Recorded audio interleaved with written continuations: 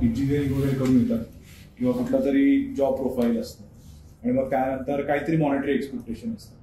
तर एखाद्याला जर त्याची वाटचाल पॉलिटिक्स मध्ये करायची आहे तर यासाठी असं काय एक कसं बेस क्वालिफिकेशन, जसं आता आपण म्हटलं की पाहिजे म्हणजे एखाद्याला, किंवा आणि असं काय आपण असं एक्सपेक्ट करू शकतो की नाही बाबा मी एवढं जर काम केलं किंवा एवढं अमाऊंट ऑफ वर्क मी केलं तर काहीतरी मला मॉनिटरी बेनिफिट्स किंवा व्हॉट एव्हर बेनिफिट्स त्या पर्सनचे असतात. हे कसे लक्षात ठेवायचे किंवा काय ह्याचं याच्यावर काय मत?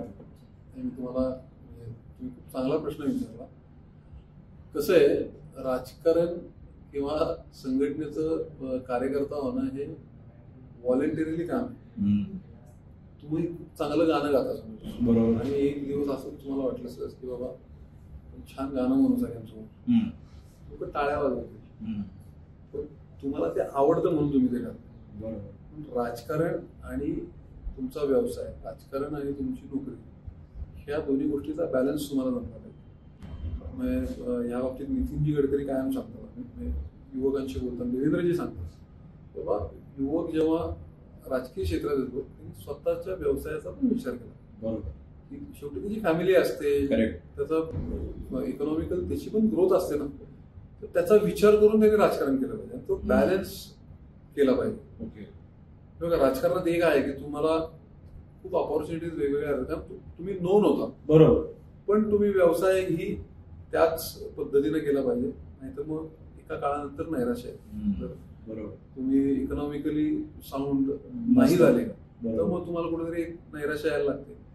सो मला असं वाटतं की राजकारण करत असताना तुम्ही तुमचा नोकरी व्यवसाय केला पाहिजे. मी अशा अनेक नेते बघतो, मी तुम्हाला सांगतो पुणे शहरात पण अशा अनेक नेते पुढे प्राध्यापक होते, प्राचार्य होते आणि भाजपचं काम करतो. अच्छा, असतं ते केलंच पाहिजे. बरोबर. नोकरी व्यवसाय व्यतिरिक्त राजकारण नाही. बरोबर. राजकारण हा कमवण्याचं स्थान नाही, कमवण्याचं स्रोत नाही. मला असं वाटतं तर तुमचा इन्कम सोर्स हा फिक्स आणि वेल प्लॅन्ड केला पाहिजे. बरोबर, त्या पद्धतीने तुम्ही केलं पाहिजे. बरोबर. सर, शेवटचा प्रश्न, मार्केटिंग हे किती महत्वाचं झालेलं आहे आजच्या काळात? 2014 पासून पण जसं भारतीय जनता पार्टीचं जसं त्यांचं प्रेझेन्स आहे सगळ्या सोशल मीडिया प्लॅटफॉर्म्सवर, त्याच्यावरून डायरेक्ट कम्युनिकेट करू शकतो, डायरेक्ट चॅलेंजेस दाखवू शकतो, काय काय रिवॉर्ड्स दाखवू शकतो, सगळंच दाखवू शकतो.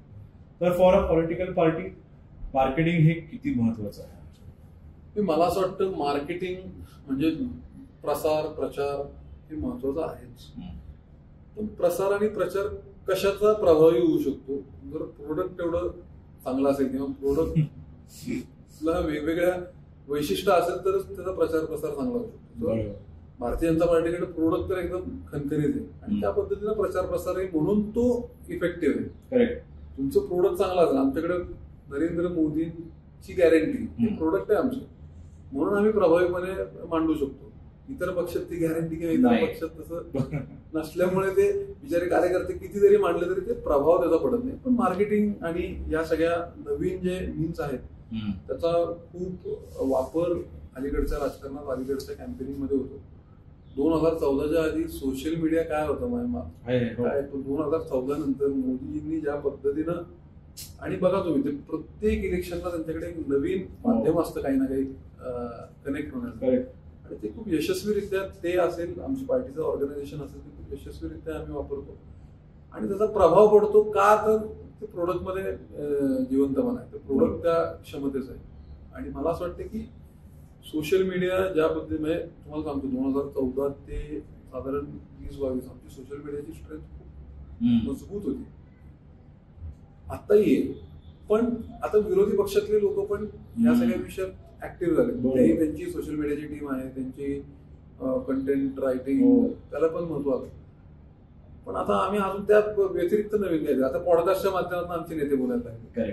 अशी वेगवेगळे माध्यम टार्गेट करून मार्केटिंग करतात, तर त्याचा प्रभाव वाढतो.